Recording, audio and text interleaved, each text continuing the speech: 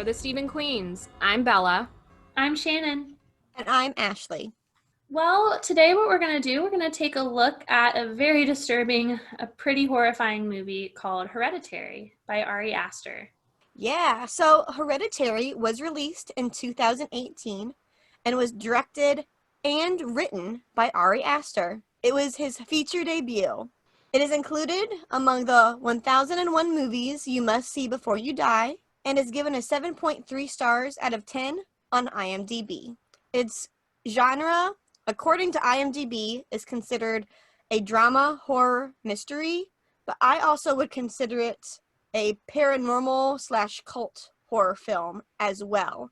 So a little bit of a synopsis of the film. When Ellen, the matriarch of the Graham family, passes away, her daughter Annie begins to unravel cryptic and increasingly terrifying secrets about their ancestry while attempting to deal with her grief. After an unexpected trauma occurs, Annie finds her family is in danger from her mother's sinister past because some tragedies are hereditary. Bum bum bum. Sorry. Sorry, I love puns, so I love saying that it was hereditary. Also, PSA, we just want to let you know that Ashley does not actually kick children. Yes. I thought after listening to our last podcast, you all might want to know it is I don't kick children. I'm okay with kids. They're not my favorite. I'm good with kids, but I don't kick them. Also, it should be noted to everyone that a baby liked me better than it liked Bella. So, there's no evidence of that, so I'd like to continue on with the podcast. You took a picture of it, so there's evidence. I did receive a photo. One child, because usually they all love Bella. Yes. Well, you know what? Fine. Fine. Oh, all right. So with that being noted for everyone to hear, let's move on to the movie Hereditary. Holy cow, guys. This movie, Ari Aster, aside from being an amazing director and an amazing writer, he's also a very handsome man. He's like a triple threat. He really is. And to tell you the truth, and this probably goes for me too, there's a lot of normal on the outside of a very weird shell right there. Or I guess it's a weird interior. So I guess the exterior is the normal part. He looks so sweet, so nice. He's like a sweet little baby angel cinnamon roll who then comes up with these like crazy, scary movies. I want to meet a sweet baby angel cinnamon roll. That's Ari Aster in a nutshell. Yeah, I guess so. He's married either, so hey, how you doing? Hey, Laszlo. Hey! Hey, Ari. Hey, Ari. Yeah, wow.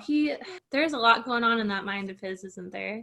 That movie, I will say before we even get started, I love scary movies so much. As we have said multiple times, we will watch them alone and we will watch them at night in the dark. And afterwards, I sleep like a baby. But after seeing anything by Ari Aster, honest to God, I think about it for days. Like, I'm truly disturbed. I get legitimate chills while I'm watching it. I mean, it's truly disturbing to me. But that's why I love his films so much. So after Ashley and I watched it, I was like, okay, this is fine. I'm going to go to bed. I was laying in bed. And of course, I look up at the ceiling and my paranoia is like, Annie's up there. Annie's on the ceiling of my bedroom. And of course, it's like dark, but I can still see shadows. And so I'm freaking out. So yes, I agree with Shannon. This is a long-lasting horror movie. It is. And I think is that it's not like other horror films. And that's one thing when Hereditary first came out, there's all this huge hype about it. And then I noticed a lot of people, or a lot of my friends who went to see it, who are, kind of like scary movies, all said, well, that wasn't a scary movie. That was dumb. That was whatever. But the whole idea of the horror genre isn't just your typical like slasher film where there's a bad guy stalking horny teenagers. That's one type of horror movie. There are so many subgenres within the horror genre. And I think last episode was Halloween. When that came out, that was really quite unique and different from other horror movies. And I think now Ari Aster, Jordan Peele, these directors are coming up with this new type of horror movie that's just so different, but so unique. And I think really is going to change the way we view horror films moving forward. I agree. I think a lot of people expect horror movies to be full of what I perceive as cheap jump scares. And I think you guys would agree. But with this one, while there are some jump scares, they're very well done, very beautifully filmed, and they're few. It's not like they're overdoing it. And I think a lot of people expect jump scare when they associate with horror. Yeah. Absolutely agree with you with the jump scares. I mean, I almost would argue that Hereditary has the opposite of a jump scare at some parts that make you maybe not as terrified, but what I would associate with this movie is very uncomfortable. There are a lot of uncomfortable parts, which is important for us to experience as human beings because that's a big part of life. But what I mean by the opposite of jump scares are there are times when he's filming and he actually does say, and we might talk a little bit about how it's filmed later, but he does say in an interview he likes to draw shots out. So he says, I like to draw shots out as long as I can without it becoming indulgent or distracting. So Ari Aster said that in an interview, and there were times before I even was reading up about it and reading some of these interviews that I noticed that, and it made me feel really strange. I don't really know a better way to describe it, but one of those moments was at the beginning when Annie is leaving her studio, I guess we could call it, that room that makes me feel very claustrophobic, but she's leaving it and she thinks she sees like a specter or something of that nature, and she's just standing there stock still, just staring at this place. And that's what I do when I'm scared. I freeze. If it's real life, I freeze, and then I figure out how to react. Like it's almost like deer in headlights, and that's sort of what she did. And you're like, when's she going to do something? Like when? So that made me uncomfortable. But I was thinking as I was watching this time again about you saying that some of your friends said that, Ashley. I honestly, personally, do not see how you could think that this isn't a horror film, only because I mean, like you said, both of you said there are so many different genres, but even just in the very beginning, like that part when she thinks she sees something, the score, so like the music that's being played too is just so spooky to me. Just everything about just the feeling of the music. We have this imagery out in the woods. You have these like little tiny replicas, which we'll go into later, but almost like the dollhouse feel. And I don't understand how you can't find that creepy just because somebody's head or throat or something isn't being slashed at the very beginning. Yeah, I agree. I think also Ari touches on topics that are possible: mental illness, trauma in different forms, grief, loss. These are all things that unfortunately happen in the real world. So it's not just like a guy in a mask running around. Exactly. I mean, going off of that, one thing that I think is so absolutely incredible about this film is the way that it depicts trauma and how different people handle trauma differently. So when a person goes through a traumatic event, the body has multiple different ways of coping. And Hereditary does such a great job at highlighting a few different coping mechanisms. You know, Peter, he disassociates when Charlie's head comes off. You know, you could see it in his face, just disassociating. And that's a very common thing that happens when you go through something traumatic. Annie has agitation. That's another very common thing, not only for grief, but when you go through something traumatic. And, you know, Steve handles it kind of how I do. You just kind of push it all down because there's so much crap going on that you have to manage that you don't have time to do or feel or anything or work through it. Yeah, so typically everybody's heard of fight, flight, or freeze, but there's other things that come after that. So in the freeze state, there could be something called collapse. And with collapse, a lot of times you see amnesia, depersonalization, derealization, and identity confusion. And I think that's truly shown in Peter's character. You see him disassociate, like Ashley said. He almost becomes a shell of the person he was. And Ari Aster, from personal experiences and seeing it, it is very accurate. And I think it also should be noted that not everybody after they go through trauma is going to experience these symptoms or have the same results, because like Ashley said, everybody handles trauma differently. And as long as you are not hurting yourself or hurting others, there is no right or wrong way to grieve. That's a really good point, Bella. I've talked with a couple of my friends who have worked with trauma victims, who work in psychology, things like that, work in counseling. And something they've all mentioned to me is that trauma can manifest or bring out some psychological disorders and their symptoms, which I think definitely happens with Annie. You know, regarding all of her family's mental illness, her family unfortunately has a lot of mental illness and has suffered from that, both her mother, her brother, I think in part her and her, her family as well. And I think part of that, father. yeah. I think so much of it kind of also plays into another really common trope in horror movies, which is the hysterical woman trope of, which is super, super sexist. But this woman's gone through a trauma, she's hysterical, everything she is saying is untrue. Well, obviously, Annie finds out so much stuff is going on. She finds her mother's body in the attic. She realizes the woman that she's been talking to and confiding in knows her mother and has been manipulating her. And you see it with Steve, and I can't fully blame Steve because he has a lot on his plate, but he thinks Annie is just being hysterical. And fun fact, the term hysterical, from my understanding, hyster refers to a uterus. So hysteria is an quote-unquote illness of the uterus, which basically just means like psychosis of the uterus, and it's only really possible in women. I'm not doing a great job of explaining it, but it's a very, very sexist term because 9 times out of 10, it only ever refers to a woman who is quote unquote going crazy. So I hate that term, hysteria. But also, I believe, now again, so this goes, if anybody who is listening has ever read The Yellow Wallpaper by Charlotte Perkins Gilman, a lot of times women who were quote unquote hysterical were just oppressed. And so if you were quote unquote hysterical, it didn't even really necessarily mean that you had a mental illness. It's just how you were perceived by society because you were going mad because, again, you were oppressed as a woman at that time. And so in The Yellow Wallpaper, sort of similar to what Annie goes through, the main character ends up, quote unquote, going crazy at the end. Kind of a spooky, or we see it as a spooky story, but honestly, it is the men in her life that are kind of bringing her down because they won't let her leave her room. I'd go crazy too. And I think we all can relate to this, people. Hello, quarantine. Ooh. But yes, I do. I think it's interesting that you say that with that trope, Ashley, because we do get that a lot in horror movies. And like you said, it is associated just with women. Yeah.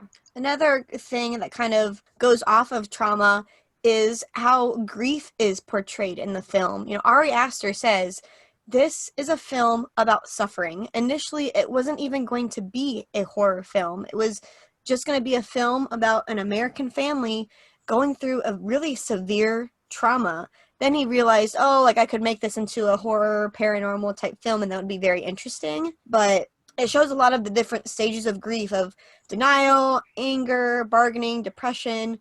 We don't really ever get to acceptance. The family doesn't make it that long, unfortunately.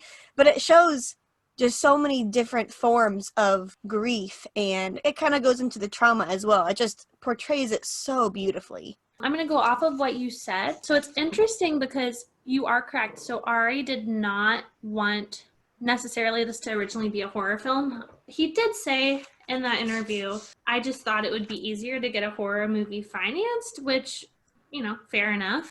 I mean, it also fit in really well. And the thing is that I liked what you said is that they don't make it to the acceptance stage because he also talks about, and this interview is from Vulture, just FYI, he does also talk about that he wanted this movie, like you said, it's about suffering. He wanted it to go against, as he says, bonds being strengthened in a family because, you'll go through all these tough times, but, we got through it together, Yeah. He said that's an American exceptionalist ending. And there's just something inherently false about it. And honestly, I have to agree with them. For some people that might work, but especially being a teacher, I notice a lot of families where that doesn't happen. And there are broken families and not everything does end up perfectly. And in a way, it's kind of good for people to see that. I agree. So also I think that Ari Aster did a really fabulous job of portraying people grieving differently, but as a group. And I personally know what it's like to experience a family member pass of a traumatic experience, and how it was to be with all my other family members and know that not all of us were grieving in the same way, or that, I don't know how to explain it, we weren't grieving compatibly. So my way of grieving might have been something that set off somebody else. So it's very hard to be in a family setting when you lose somebody in a traumatic way, because you don't know how people grieve with trauma until they're grieving with trauma. That's 100% true. It's so, and it's so interesting how he can portray, like, I would never be able to accurately portray that in my writing or in my speech or whatever I do. He portrays it so well on screen. I mean, it's just so artistically done. It's absolutely amazing. It's incredible. And he does portray it really well. And there are a lot of things I've read about this movie, which, I mean, this movie is filled with metaphor, and as we were saying, like, just the way that he portrays everything, I thought there has to be something, like, right after I left the theater seeing it, I looked up analysis of Hereditary, because I was like, this movie, there's so much to wrap your mind around. Well, a lot of what I've read over the years is that it is alluding to something in his personal life. There are quote-unquote skeletons in his closet that he never really wants to talk about in his interviews. So I do think, because it comes from such a personal place, that's probably why. I mean, he does such a good job showing us how he feels through his art, because this is his art. And then also, I mean, I don't know if you guys have seen any of his shorts. I personally haven't, but I've read on them. And I mean, they too, he has this similar theme of this grieving family filled with trauma. So I think there must be something there from his past. And I've heard that horror movies can be like, we've talked about this, that horror movies can also be therapeutic, going through the notions, seeing it happen. And it also can be very counterproductive. So I want to make sure I say that. So don't think that horror is a form of therapy. It's not. It just occasionally helps people process certain things, but it also could be counterproductive. So be mindful. Mm-hmm. Right. And it's interesting that you say that, because one of my friends was talking to me about horror and how he loved, he had a traumatic childhood, and he had talked about how it helped him to be able to see what he was going through on screen in story form in a way. He's like, oh, I can finally kind of figure out my feelings through watching, and finally figure out what's happening to me through everything that I'm seeing on television. Man, Ari Aster, you're just getting us right in the feels. Oh, man, I know. It is not this movie. None of his movies win Feel Good Movie of the Year. That's for damn sure. No. And as if we haven't already talked about a loaded subject, the movie is divided basically into two parts. So the first part is mental illness, trauma, all the things that come with that. The second part, you don't expect it, but when you think about it, the supernatural and kind of mystical thing can also be a part. And hear me out when I say this. There's a lot of issues, for instance, with exorcisms. We see it a lot where there are people who are being, I guess you could say, exorcised, who are suffering from a mental illness, but unfortunately they're mistaking it or accusing it as they're possessed. And that's not the case. And it's very dangerous because, you read and you see these documentaries on people who have lost their lives because they were not treated properly, because they think, oh, we're just going to cast the demon out of them. Well, you can't cast mental illness out of somebody, and it's very counterproductive and can result in death. 100%. It's also interesting how in this film, it's almost the opposite in a way. Annie is convinced, accurately so, that there are spirits, there is something going on, and Steve is very much like, Annie, you need help. The things are not right. This is not okay. You're experiencing a trauma, you're going through mental illness. So it's so odd how this is so opposite of what usually happens, which makes it all the more terrifying. I definitely agree with that. And it is interesting. You're right. It does make it more terrifying. And like you said, it kind of plays in that hysteria thing. But also, it's very fascinating to see metaphorical demons, aka mental illness, grief, trauma, etc., turn into literal demons. Like that was kind of interesting how he did that, and I thought that was a really cool take actually. A lot of it, there's so many like small metaphors that he put in there. Like one thing that I noticed the past 2 times that I watched the film, there is so much green in this movie. It's everywhere. It's their house is surrounded by green, the wallpapers, their clothing.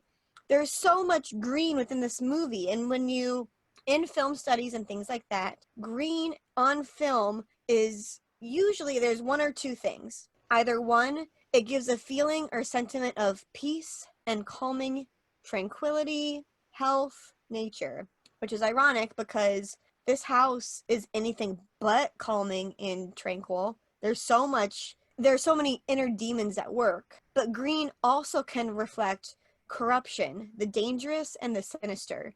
There's no coincidence that many villains, like Maleficent or Lord Voldemort, are associated with this green color. So it's so interesting about how green can represent these two different things, and yet all of the characters in the film, your home is the place where you're supposed to feel safe. You're supposed to be most at ease, most comfortable, but it's literally within their home that they are being haunted and terrorized. Yeah, so to go off of that, Ashley, which I was like, what is she talking about? The color green? Because when we were watching it, you're like, the color green. And I'm like, okay. So then I saw that part of it, but I also saw it's called Shields green. And basically, the color green is associated with death. In the 1800s, a German dye company and German lead company basically got together and they created emerald green.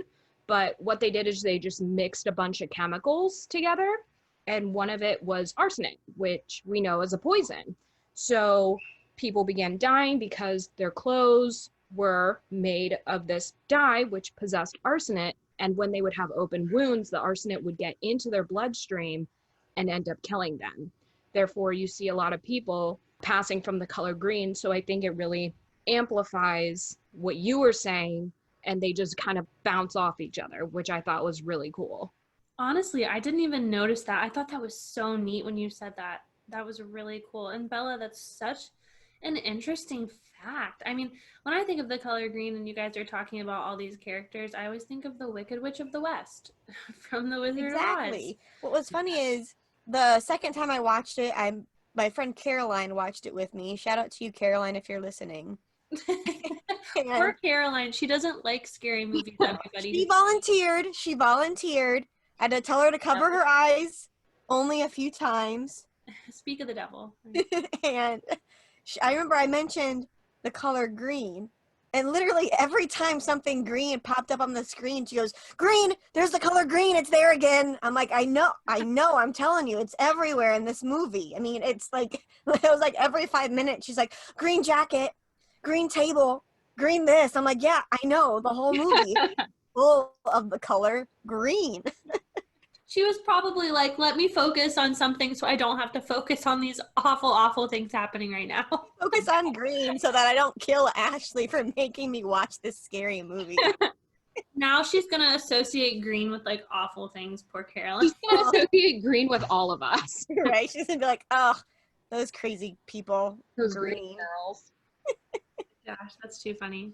Can we also talk about something that really struck me in this movie and irritated the ever-living crap out of me? Well, Annie, you're not a freaking medium. Shut your mouth. Just because you use a makeshift Ouija board once doesn't make you a medium. I mean, if we're talking hereditary things, she could have inherited that trait from her mother, Ellen. Although not that Ellen was a medium, she was just a demon worshipping cult member. But, yeah, that was so crazy. Honestly, that was wild. You talk to a spirit one time and you're a medium? No, thank you. Go find a real medium. Yeah. So, fun story. Once upon a time, I was in college and I had to do a project. And basically, so in graphic design school, we had a project. It was like a new experience, and everybody's like, well, I'm going to learn how to sew, or I'm going to learn how to bake. And I looked at my teacher and I said, I'm going to go meet up with some witches. And I this, came with you. yes, this man was like, what in Aw. God's name is wrong with you? So Ashley went with me, and we went to this well, no, it wasn't a basement, but a back room. Basically, we went and we met with all these people who were of the pagan religion. And there was this one man, and we were talking about Ouija boards. And he was this big, burly dude, like Viking style. I think he followed the Druid, religion or whatever. And he's like, I don't F with Ouija boards. And I'm thinking, if this dude doesn't mess with it, heck no, am I messing with it? Mm. No, I will never, ever. You couldn't pay me freaking money no. to mess with a Ouija board. And I find divination, like the act of, connecting with spirits in the spirit world, very fascinating. Ashley and I grew up watching all the shows about ghosts and spirits and hauntings. A haunting, paranormal state, psychic kids. Like, if it was a show about anything paranormal, we watched it. And so Ashley and I have always had like this weird obsession and love for the supernatural. So it wasn't that off that we ended up in a back room with a bunch of people of the pagan religion or pagan religions. And King Paimon is such a stable figure in this movie. And I think we should briefly talk about him. King Paimon is one of Lucifer's most obedient devotees, rules 200 legions of angels, and is connected to the Tree of Death, and first appeared in an anonymously written grimoire. Okay, don't come for me. I'm dyslexic. From the mid 1600s called The Lesser Key of Solomon. And I was fascinated and I really want to read it. But basically, Paimon in this movie needs a male host, a body to do his thing, basically. And you see that where the grandma's like, see it where the grandma wants Charlie to be a boy. He's not. So then Peter kind of takes over that role. Real fast, what's really interesting, Charlie was not a boy, but the grandma thought that she was going to be a boy because in those rugs that she makes, like the creepy rugs, it says Charles on it before Charlie was born. Clearly or maybe even after, she had just hoped so much. So, interesting thing in the movie that you might not have picked up on. In the support meeting that Annie goes to, she recounts that her brother committed suicide at the age of 16 and says that her brother, in his suicide note, blamed their mother for putting people inside of him. Mm-hmm. Although Annie kind of chalks this up to just being his schizophrenia, it very well could be that Ellen originally attempted to conjure Paimon through her own son, and his death or her failure to summon Paimon would then explain why Ellen put so much pressure on Annie to have children and why they wanted Charlie so much to be a boy, because they didn't have the opportunity to work or help or do whatever to Peter. I do absolutely think we can assume that the mother, Ellen, did try to do that to her own son. So King Paimon, from my understanding, was essentially living inside Charlie's body. You can kind of tell she seemed a little off, and it has nothing to do with anything other than King Paimon was using her body as a host body. So eventually, King Paimon needs a male host body, and that's where you see Peter come in.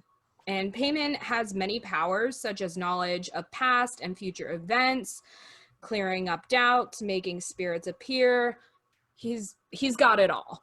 It's interesting you say that with the whole King Paimon always sort of being present in Charlie's body. I think that we can definitely see that, early on, like you said, like there's something always a little off about Charlie, which is funny because Ari Aster's like in real life, Millie Shapiro is an absolute delight. She is nothing like Charlie. So that's good to know. Makes me feel a little better. But yes, so Charlie, you know, even with that, I'm sorry, I just get chills throughout this movie. That clicking noise she makes, like that brings this just absolute dread through my whole body. Like my blood runs cold. I know that's so dramatic, but I hate that noise. I never want to hear that noise like ever again. But I think that is somehow Payman being present early on. 2 actually fun facts off of Yes. that. Yes. First of all, Millie Shapiro, who played Charlie, and Alex Wolff, who played Peter, knew each other before filming. They, I believe, went to the same school, so they knew each other, which I think is kind of cool. Wow. Yeah, right? And then the other cool thing that I found really interesting is if you go back and you look at the trailers and how they marketed this film, you see that Charlie is made out to be a main character in this film, and she is, but they make it out for her to be like the main character almost, her and Annie. And it's so interesting that she literally dies, I think, 20, maybe 30 minutes into the film. That kind of thing is not very common in film at all and was first seen actually in Alfred Hitchcock's Psycho. Sorry if I spoiled that for you, but if you haven't seen Psycho, go watch it. It's interesting because she was marketed as a main character, like you said, and technically she is in the movie, or the essence of what she was is still consistently in the movie. It's her physical form that dies. So I do find it really interesting and almost humorous that it's like, oh, this is like the main actor or actress, and that was me doing the whole head chop thing. Literal head chop. Yeah. Early in the movie. I just the whole concept is just so incredibly interesting and different. But before we move on, I just want to tell to our listeners out there, don't use a Ouija board. Don't conjure spirits without professional help. This is us saying, don't do that. Don't be stupid. You will be haunted, and I'll come kick your butt. So don't do it. As will I, and I have tiny muscles, but I will make them like kick your ass. I kick children. I don't really, but I have no problem. Where is this going? Bella's face was horrified right there. Like, I literally started off the podcast saying Ashley does not kick children, and now Ashley's like, I'm really into kicking children. Probably she doesn't, but maybe just in case, keep them away. Yeah. Another cool thing, Shannon, I think that you really found interesting, and maybe you can talk a little bit more about it, are the miniatures in the film.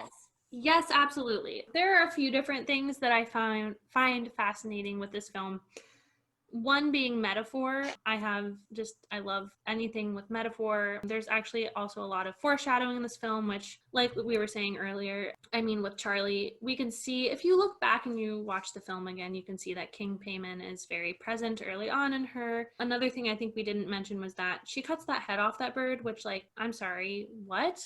You're like, what normal kid would do this? Well, obviously the beheading theme is common in the movie, which plays in at the end. That's foreshadowing. So that's something like a hint as to what happens later on in the film. But yes, the metaphor that I loved or thought was so fascinating was the miniature depictions and scenes that Annie created. And actually, when we look at how Charlie was beheaded and how all these different events start to unfold, it turns out it's not coincidental, especially Charlie being beheaded. I think in the end, and even Ari Aster has confirmed that Charlie's death was designed by the cult. The dollhouse and the little figurines, I like to just say dollhouse, that's what I'm going to call it. Those figurines and those scenes, the miniatures, are representative of the fact that they are all just kind of figures in this story. So they don't have control of their fate. And so I actually found this, again, in that Vulture interview, I always found that part fascinating with all of those. And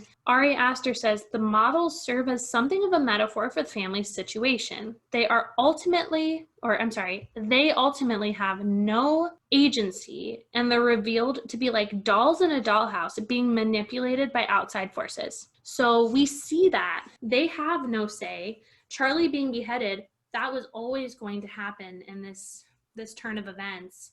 And everything that happens from there on out is, in fact, other forces, aka King Paimon, the cult, literally haunting this family. Oh yeah.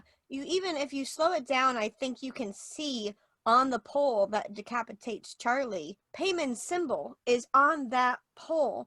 And you see it throughout the entire film itself. But there's little things throughout the film. For example, you see all of these different words written on these walls. You see Satni, Zazas, a couple other different words.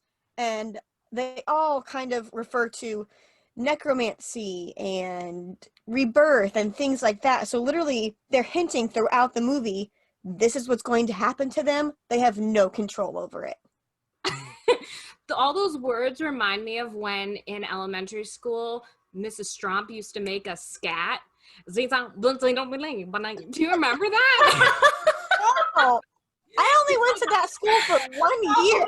Well, you're so lucky because she make us like scat, which I thought was like fecal matter, but apparently it's when it's like fecal matter of the mouth where you're like zing zang zing ding ding. Bella, you just made me lose my sugar honey iced tea. I said that today in class. I didn't say the actual word in class, but I said sugar honey iced tea, and one of my students was like, Ms. Kernan, really? He was a former student from last year, and it's funny because all of them are like, goody two shoes, and I'm like, you keep thinking that. But those words, so Satni is a word that's used in necromancy. Another word, and I'm definitely going to botch this, it's liftoch, which is Hebrew for open. You see pandemonium, which can kind of be understood as like chaos. And then Zazas is a commonly referred to demon who's possessed by Ouija boards, as both Shannon and Bella both shimmy as I say Zazas. Very spicy words. Zazang, zang. No, it's like and again in Sex and the City, does he have the Zazazoo? Ooh. Oh. Nobody has the Zazazoo, in case you wanted to know. But yeah, I think it's really interesting that they kind of place those words around. You see it written behind the beds, you see it implemented into the miniatures, and also with the symbol of Paimon, it's on the pole where her head kaputs, it's on the wall, it's on the dress when they find the mom, it's on the necklaces, it's everywhere. I will say, when you just said that part about the mom, how you see that symbol, I will say, and I feel bad because I kind of played into this whole thing, which maybe this is the point. I don't know. I haven't even mentioned this to you guys. So earlier, when you just said about the symbol on the dress, and I pictured the mother in the attic, well, there is kind of a part of me that's like, is she aware of all this? Okay, I know we talked about her I'm kind of going a different way. We talked about hysterics. Nobody believes her. So sad. But then part of me wonders, and part of me wondered at the end of the movie when Steve was like, did you do this? Were you the one that took the grave? Part of me wondered, only because there is such a thing in literature as an unreliable narrator. So often I share stories with my class about unreliable narrators. And that happens in a lot of thriller books. That happens in, a lot of classics. It happens in Cask of Amontillado by Edgar Allan Poe. So we have it occurring in a lot of horror stories. So part of me did wonder, did Annie kind of get in on this? And I know I'm kind of going rogue here with this topic, but what do you guys think? I almost wonder if because her life isn't being able to be controlled, is this what they're talking about? This is hereditarily being passed down to her, just like her mother was. Is she now under, maybe this isn't mental illness, hysteria, this is her actually being taken over and turned into this kind of like a pawn of Paimon. Oh, great alliteration there, pawn of Paimon. But I wondered that, and then what made me really wonder it, when she throws the book the sketchbook, Charlie's sketchbook, into the fire, and Steve catches fire.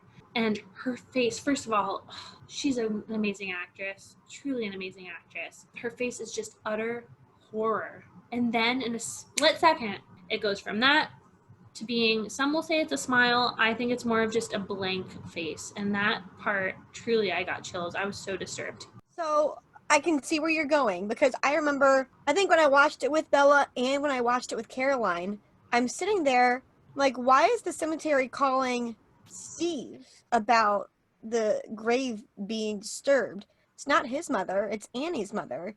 I don't understand why they wouldn't have spoken to her about it. Just me going through all of this stuff with my mom, I was the main point of contact. If they would have called another family member or whatever, I would have been a little confused. So that part was a little odd. So that kind of was interesting, kind of going off of that. And going off of when Steve bursts into flame, Annie's face when it falls, I viewed that as the minute she was possessed. From that moment forward, she was not Annie. She was possessed by something. Could be Pagan, could be Zazas, could be a plethora of different beings. But I took that as the moment where she was possessed. Because obviously after that was when she's up on the wall and she's banging her head on the ceiling and she's levitating. She somehow gets from downstairs into the attic and is cutting off her head. Yeah, maybe you're right, because that part I did want to ask you guys, like, where's the point? Because I was like, is she in this the whole time, or is there a moment? So I personally don't think she ever really knew about the cult, only because when she opens the box and she sees all these weird memory books or whatever, she reacts to it, from what I remember. And I also think when you are born into a cult, you don't know it's a cult. So it could be either or. It could be like, she was born into this. This is something that just was very normal. Or she had no idea and her mom was essentially just prepping her family without her knowing. Yeah, that's interesting. That's a good point. I mean, she did have very genuine reaction during a lot of the earlier parts of the movie, and she never really was close with her mother. Although, we do, like we have said earlier with the whole Charlie thing and seeing King Paimon and her, she said that her mother had her hooks or her claws or whatever in Charlie early on, so probably her mother was working on Charlie this whole time, not necessarily focusing on Annie. So Annie may not have known until the end, but I got a little suspicious. Yeah, so even when she's at grief counseling, she says, I gave Charlie to my mom, basically. That just shows that I feel like she's very oblivious, but also she has to understand that, like, first of all, it's not a scene, it's the miniatures representing a scene where the grandma is breastfeeding Charlie. First of all, none of us have had kids, so we don't know how that works, but I don't feel like that's really, typically an option. So I don't know. I missed that. I don't know where the heck my head was, but that's disturbing, and I don't even think that's possible. Yeah. Ladies, if you're pregnant or you have a baby and you're breastfeeding, I understand having a close relationship with your mother. Don't do that, please. That's weird. For all our sakes, don't do it. And no, I'm not shaming anybody, but I'm telling you, Unless you have, maybe you have productions producing whatever, but if you have a mother who is like enforcing or demanding to do that and you're not comfortable with it, don't do it. Do whatever you are comfortable with. And I don't think Annie was necessarily comfortable. I feel she like couldn't stand her mom. I don't think she would have wanted that. That's just strange. I'm sorry. I'm going to say it. That's just super weird to me. Yeah, I think the issue with it is, like, from the start, her mom was insisting that she would take care of the kid and that she would breastfeed the kid, and that basically she would take on the role as Charlie's mother / caretaker, and that Annie was essentially just the surrogate mom for her. Man. Yeah, you guys, Shannon, next time you watch it, go back and really look at those miniatures, because that's one of the most bizarre recreations. And Annie's known, I mean, as we see, she recreates just about anything. She recreates her own daughter's decapitation. That's not what I perceive as normal, but The weird thing is, I did not pick up on that surrogate mother thing. So I remember seeing that still, which I thought was interesting. And if that's how Annie copes with her grief, no shade on that. But one thing, again, I'm not a parent, don't have any plans on being a parent, but if I were a parent and there's one miniature where it's literally Peter in his bed with no head. As if I was Steve, the minute that I saw that, I would have had my son and gotten myself out of there. That is so concerning. Well, not only that, but like it was again foreshadowing. So it was a hint as to later on in the film when he's like, "Mom, you tried to freaking pull my head off," and she's like, "That's another part where I thought it was unreliable. I thought, does she not realize that she's because they talk about her sleepwalking." And so maybe like she's quote unquote possessed while she's sleepwalking and she doesn't realize it. But she definitely tried to pull off her son's own head. And she's also tried to set him on fire before. So the poor guy, we'll go into this later, but poor Peter. Yeah, so I'm all on board. I know a lot of artists, they will represent their emotions and feelings. Those are the same things. Leave me alone. Into their art, okay? Painters, musicians, what have you. I personally don't, but I also created a illustration called 40 Ounces to Frida, courtesy of 40 Ounces to Freedom. Nobody gets that unless you know. But anyways, a lot of artists, they will put their emotions into works of art, but with hers, the issue that I personally find is that how graphic it is. It is. And I felt so horrible for Steve even says, like, don't let Peter see this. And I think something that I continuously forget is Peter is supposed to be 16 years old. To experience that sort of trauma at such a young age, oh my gosh, that poor kid. I mean, maybe it's for the best that Paimon possessed him, because that poor kid was in for a really hard life. The way that I took it is that he died when he hit the ground after he jumped out of the window, because that light, that spectral light, that it was Charlie's spirit or whoever the heck, I saw it go into his body, and then after that it was like this look of wonder. It's like, okay, Charlie, because Charlie's spirit was there. Remember when Annie did that kind of conjuring, and so then we have Peter walking. It's not really Peter. I think Peter died when he jumped out of that window. They're using his body, and I think it's Charlie / Paimon in his body, because they even there's Charlie's head on that strange figure in the treehouse. That was freaking spooky. And then you have them not even calling. So we have Peter in the treehouse, but it's not really Peter. I think it's Charlie / Paimon in that body. And they just needed that body, because we know that Annie didn't even want Peter from that dream that she had. So Peter was always disposable. The poor guy's body was just going to be used for Paimon. So in the scene where Peter jumps out of the window, you're correct. So from my understanding, we see the orb as a theme throughout the movie, whether it be when Charlie is walking, she follows the orb. So my understanding and what I believe is that the orb is Paimon. So Paimon has now traveled through one body to the next, and then when Peter dies, Paimon comes out and then goes, does his thing. So from my readings, I have found that when Peter jumps out of the window, he doesn't die, because technically if he's dead, Paimon cannot possess him.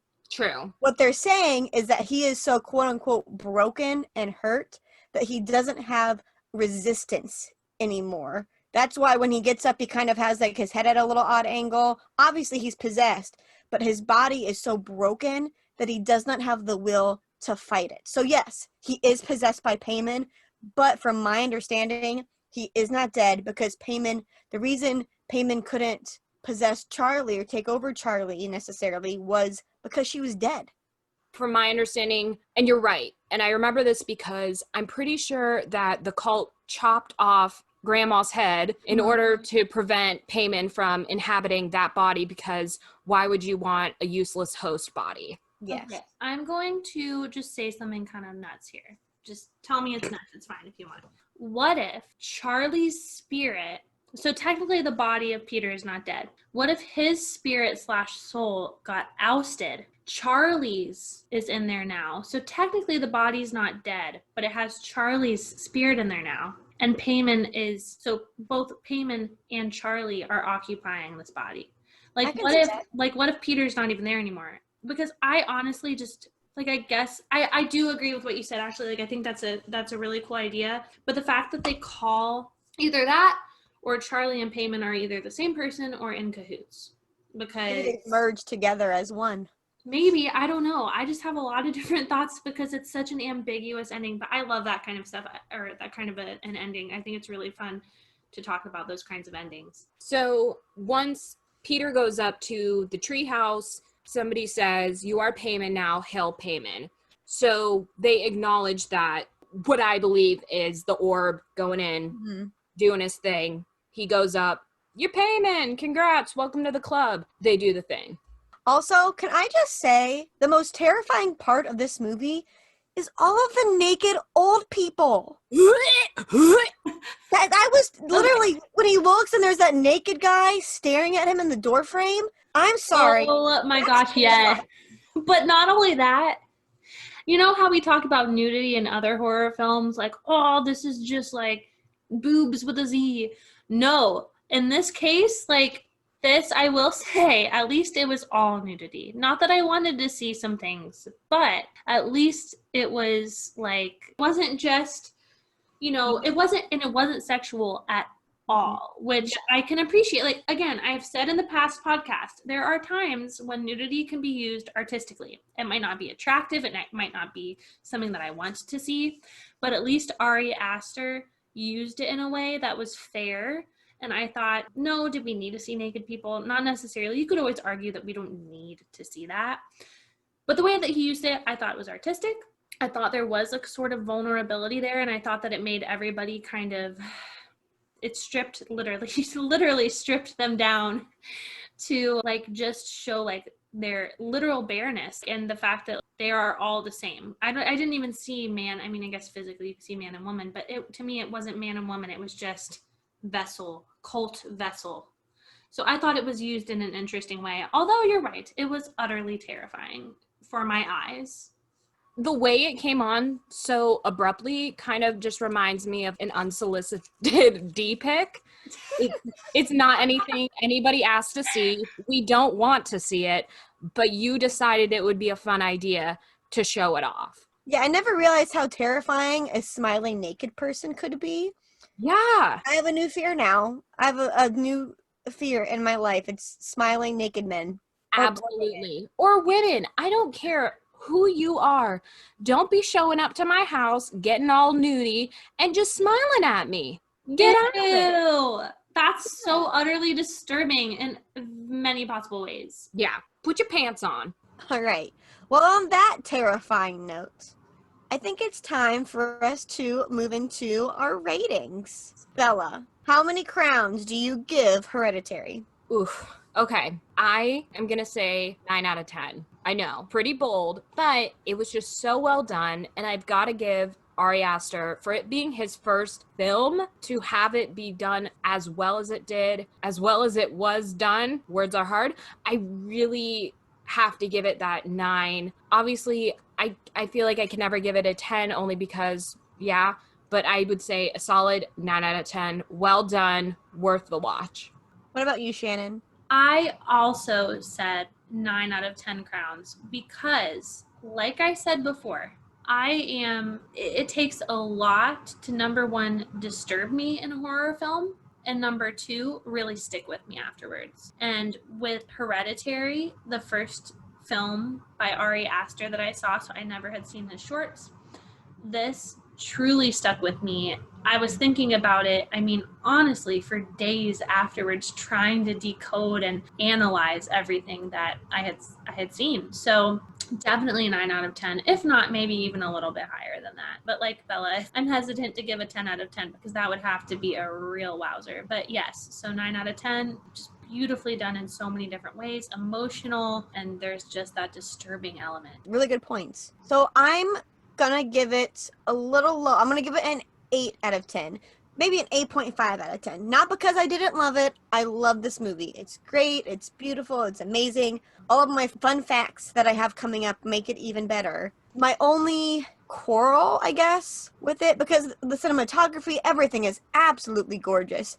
My only, I guess, problem is that the whole like hysterical woman trope, which in my mind is a little overdone, but I also know it was given such controversial reviews in the theater, but I say forget it. I still give it an 8.5 out of 10. It was amazing. So with that being said, are you guys ready for some Ashley fun facts? Yay!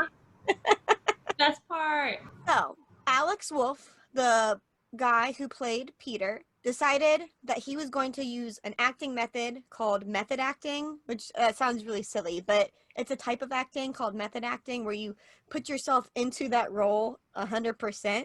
So he used that method and insisted on being referred to as Peter during the entire production, not just while filming, but the entire time. After filming his very last scene, he symbolically introduced himself to the crew as Alex. Ari Aster even had requested that Alex Wolff and Millie Shapiro go out and eat lunch in character a few times, and they would sit for up to 3 hours, basically in silence, where Millie wouldn't speak and Alex would sit there trying to get her to talk. He even, I believe, sent them out to go shopping to get a sweatshirt for Millie, or for Charlie, and Peter was trying to figure out what sweatshirt Charlie would want. Going through these types of exercises really put them more in the shoes of their character, which was so incredibly different. But because of this, poor Alex Wolff really suffered, I believe, a little bit of PTSD from this role. He really mentally suffered because this is a hard role. Yeah, so I personally, while I find method acting really fascinating, and we also have seen it basically destroy people's lives. I Jim know, Carrey. yeah, Jim Carrey with Man on the Moon. I mean, he was so altered from who he actually was, and it lasted far past when filming was done. Same with Heath Ledger. There's just, although it produces such great work, it can be such a detrimental thing to your mental health. Oh, for sure. So, next fun fact. In the scene where Joan is talking to her grandson, in order to make the chalkboard write on itself, the special effects team put a magnet in the chalk and a magnet on the other side of the chalkboard to make the chalk move. So it is authentically doing that. That's not like CGI. And it was very, very difficult for them to get a small magnet inside that little piece of chalk and then to make it write smoothly. Wow, that's actually fascinating because the fact that you said it wasn't CGI, I did find that part believable. I did not find it cheesy, which is interesting because usually I find it incredibly cheesy when Well, that happens. Well, Ari Aster wanted to get any effect that could be done in the film somewhat practically to be done that way. He wanted to depend upon CGI as little as possible. For example, in the scene where the candle goes out and then it relights, the special effects team had to figure out how to do that in real life, which had never really been done a whole lot before. Yeah, and to go off that, he wanted to slam his head on the desk in order to produce the scene. Mm-hmm. And Ari Aster was like, not gonna happen. We're not doing that. So what they did was they used a soft case desk to do it because he was like, I'll break my nose. I'll do it. That's how method he was. And Ari's like, no, we're not going to do that. We're going to use a soft desk. So they did that. But what they didn't realize is underneath that soft top was a hard top. So when he hit his head on the desk, he dislocated his jaw, which is a previous injury he had already had. But the poor kid dislocated his jaw. So is that scene then like unedited? Are we seeing him dislocate his jaw? I'm not sure. That's just what all these fun facts are from IMDb. So I would ask IMDb that question. That's Let us fast. know, IMDb. Another fun fact, Toni Collette, the woman who plays Annie, told her agent that she didn't want to do any more heavy, dark films and only wanted to do comedies. But she loved the script for Hereditary so much, she couldn't turn it down. which, I mean, it is. It's an absolutely amazing, amazing script. My last Ashley fun fact, which is my favorite one because I think it's hilarious. So, one of the trailers for Hereditary was accidentally shown at the beginning of a PG-rated family-friendly film, Peter Rabbit, in Australia. It No. caused such a small panic in the theater that parents were fleeing out of the cinema with the kids. The theater eventually had to shut the screen off and had to offer the entire audience a complimentary movie pass to apologize for the mistake. So I'm sitting here thinking about these, like, probably 6-year-old kids seeing this super creepy trailer for Hereditary, screaming, absolutely being terrified. I mean, that's kind of funny. It's funny, but Oh my also, gosh. could you imagine if they included the decapitation scene in that? Oh, That is terrifying. The fact that it terrified me and I was expecting it. Oh my God, those poor kids. It makes me think of when I went to see Twilight in theaters and they showed a horror movie trailer before the movie, and all of the other people in the theater are screaming, and I'm sitting there maniacally laughing because the special effects are so bad. Do you remember which movie it was? It was the first Twilight movie. I went to go see it Oh with our friend no. Ashton, Do you remember what the trailer was? The Unborn, I think. Oh, I can barely even remember that. Like, It wasn't very good. I don't think it got good reviews. so I was the complete opposite. I hated previews because I had seen one for a scary movie and it was like some weird toy maker type scenario. And I refused to go inside of a theater until the previews were done. aw. Yeah, because I was a little scared baby. Oh, I know. Actually, though, like, it's funny because there was a time when I used to be absolutely terrified. And I don't know if I'm just desensitized from them now, but I love a good horror movie trailer. Love it. well, guys, that's our review of Hereditary. Join us in 2 weeks for our next episode, which features one of our favorite horror films with a paranormal plot and one of our absolute favorite spooky couples. Stay tuned on our social media to see some more hints. Go ahead and make sure to follow us on social media and please comment and say what you thought about our episode. We'd love to hear your feedback. So follow us on Facebook. We're the Stephen Queens, and Stephen, for your reference, is spelled Stephen. We're on Instagram as @the_Stephen_Queens, and we're on Twitter as @Stephen_Queens. Also, make sure to follow us on Apple Podcasts and Spotify, and make sure to like and review. Thanks for tuning in. This is Bella. I'm Shannon. And I'm Ashley. Stay creepy.